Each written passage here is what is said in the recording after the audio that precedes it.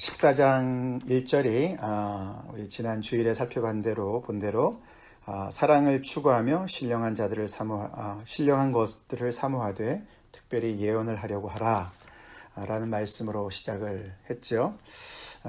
그래서 이 12장부터 시작된 공적 예배에서 영적인 은사 때문에 무질서해진 이 교회를 향해서 바울이 이제 오늘 14장에서 이제 그 주제를 마무리하고 있습니다.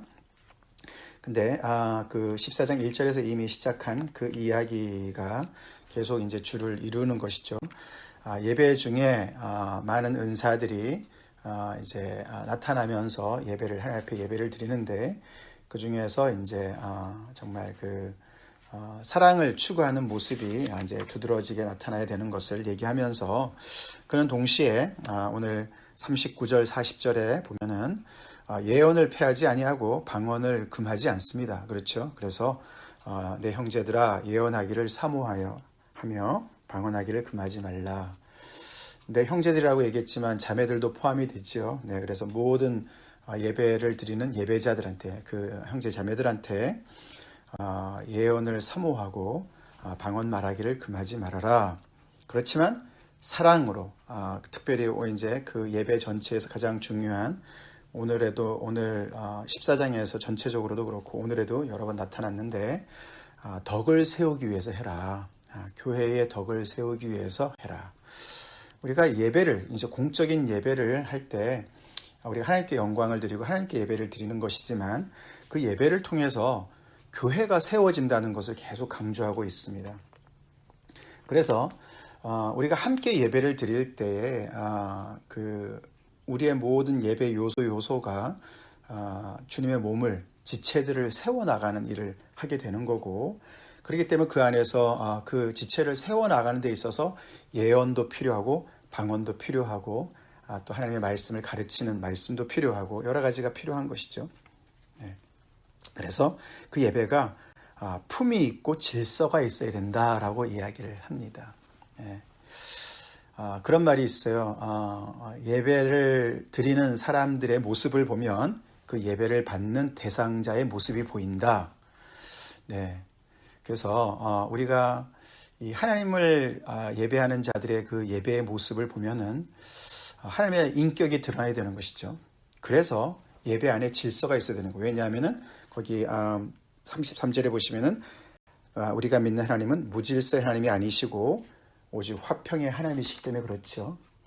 그래서 이 바울이 이 그리스도인들이 드리는 예배가 얼마나 정말 하나님의 성품을 대변하는 그런 조화롭고 질서 있는 더 나아가서는 그런 것만 아니죠. 화평이 있으시고 또 당연히 사랑의 하나님이시죠. 그래서 모든 지체들이 함께 세워져 나가는 그래서 31절에 보시면 다 모든 사람이 배우고 또 모든 사람이 권면을 받는 그런 예배가 된다는 것을 강조하고 있습니다. 우리도 어떤 예배를 드리고 있는지 많이 생각해 볼 수가 있는 그런 본문이죠. 요즘에 참 다양한 예배들이 세상 곳곳에 많이 교회에서 벌어지고 있는데 이 1세기 때 이 바울이 전했던 복음을 전했던 이 고린도 교회에서는 또 어떤 예배가 진행되고 있었을까? 또 그 1세기 중반에 50년대 중반 그때 교회들은 어떤 예배를 드렸나? 오늘 사실 본문이 26절부터 모습을 사실 보여주죠. 잠깐 보겠습니다. 거기 보시면은 너희가 모일 때에 찬송시도 있고 가르치는 말씀도 있고 계시도 있고 방언도 있고 통역함도 있다. 그렇게 얘기를 합니다. 그죠? 이 예배의 구성 모습이죠.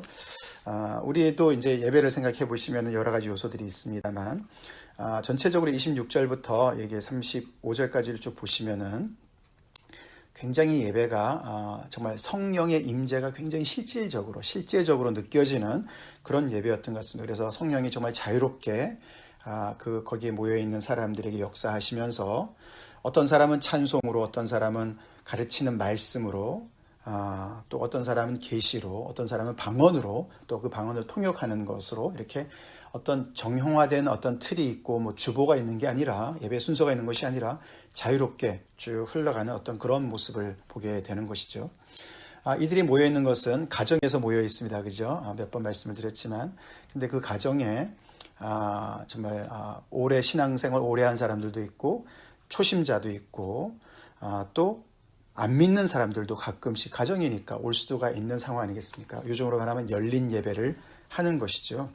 그렇기 때문에 이 예배 중에 어떤 것이 교회를 세우느냐에 따라서 은사가 큰 은사냐 아니냐를 이제 결정하는 것 같습니다. 그죠? 12장부터 쭉 얘기된 이제 특별히 14장에서부터 이제 이 교회가 방언이 너무 이제 지나치게 강조가 되고 방언을 하면은 마치 이제는 정말 천사와 동급이라고 생각하고 영적으로 굉장히 이렇게 부풀려지고 교만해진 그런 것을 바로잡는 상황에서 바울이 왜 방언보다 예언을 더 많이 해야 되느냐를 설명하는 과정에서 가만히 보면은 결국은 예언은 사람이 들을 수 있는 인텔리저블한 그래서 사람이 이해할 수 있는 말이기 때문에 근데 거기에 비해서 방언은 사실 방언이 기도지 않습니까? 하나님께 드리는 거고 또 그것은 영으로 하는 거기 때문에 듣는 사람들이 무슨 말을 하는지를 모르는 거죠.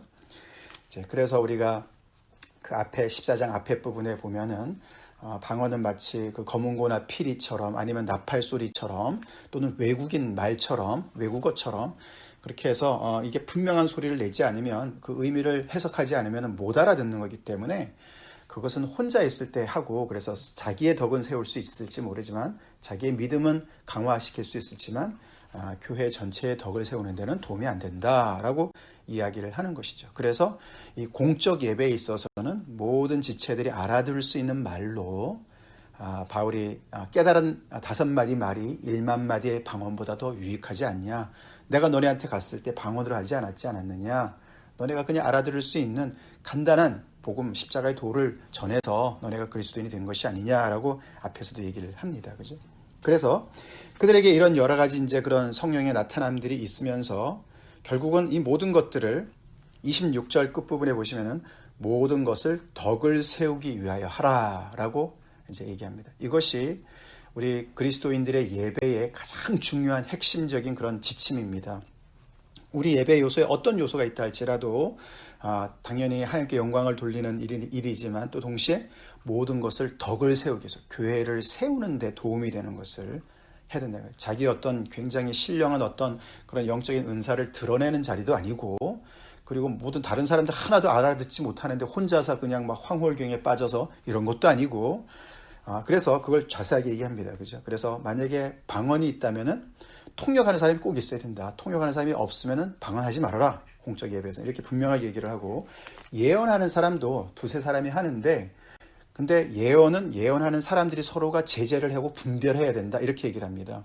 혼자 예언해서는 안 된다는 것이죠. 그게 진짜로 그 하나님으로부터 온 것인지 아닌지를 모를 때는 하지 말라는 거. 그리고 다른 사람 예언하고 있는데 다른 사람이 예언을 하게 되면은 먼저 하던 사람이 그쳐라 이렇게 얘기를 하면서 어느 정도 질서를 잡아주는 것이죠. 그것이 바울이 나름대로 자기가 질서를 교회를 세우려고 하는 것이 아니라 하나님이 질서의 하나님이시기 때문에 그렇게 규모 있게 예배를 드려야 된다라고 얘기를 합니다. 오늘날 대부분의 교회에 특별히 우리 교회는 이렇게 참 어떤 자유로움 성령 안에서 어떤 자유로운 역사 그리고 정말 이렇게 스폰테이니어스한 열린 예배는 좀 아닌 것 같죠. 그래도 순서가 다 정해져 있고 그런 게 좀 있는데 참 이렇게 정말 성령의 충만함을 입어서 좀 더 이렇게 자유로운 예배를 드릴 수 있으면 좋겠습니다. 자, 그래서 결국에는 그 모든 것들이 그 예배를 통해서 하나님의 뜻이 드러나고 하나님의 뜻이 나타나는 과정 속에서 사람들이 알아듣고 그것을 통해서 심지어는 불신자조차도 특별히 이제 예언의 말씀을 통해서 그 앞에 24절부터 보시면은 그죠? 믿지 않는 사람들이나 알지 못하는 사람이 들어와서 그 예언의 말씀을 들으면서 책망을 받고 또 판단을 받고 그 마음에 숨은 일들이 드러나게 되어서 하나님께 회개하고 하나님께 경배를 드리고 하나님은 참으로 너희 가운데 계신다라고 얘기할 수 있지 않겠느냐라고 얘기를 하는 것이죠.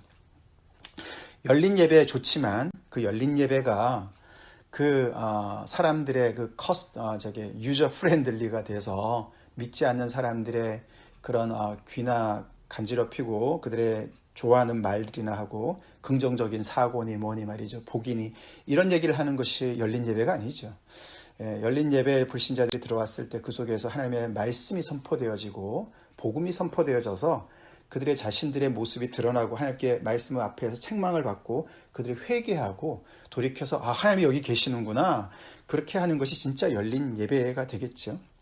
그렇게 하나님의 예배 속에서 그런 역사들이 성의 역사들이 제대로 된 역사들이 일어나면 그렇게 된다는 것이죠.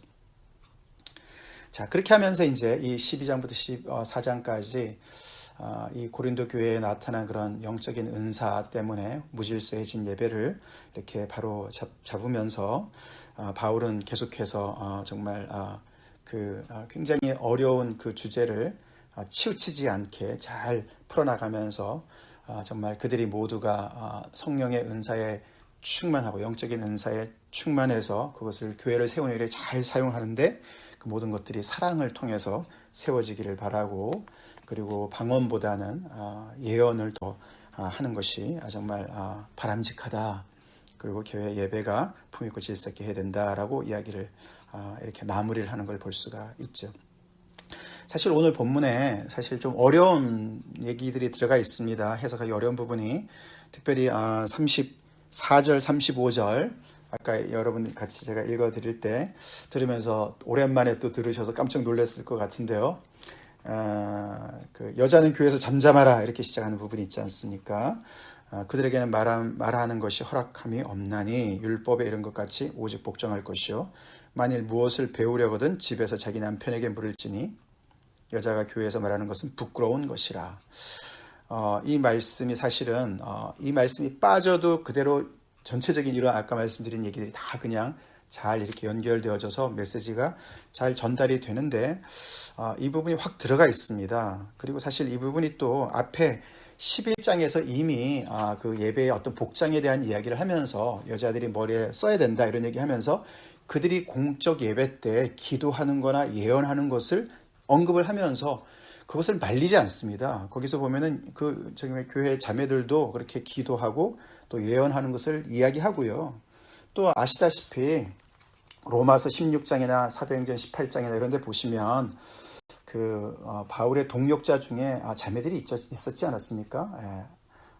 브리스길라, 그죠? 브리스길라와 아굴라에서 브리스길라 굉장한 동역자였고 또 로마 교회에다가 베베 자매를 추천하고 천거하는 그런 이야기도 있고 말이죠.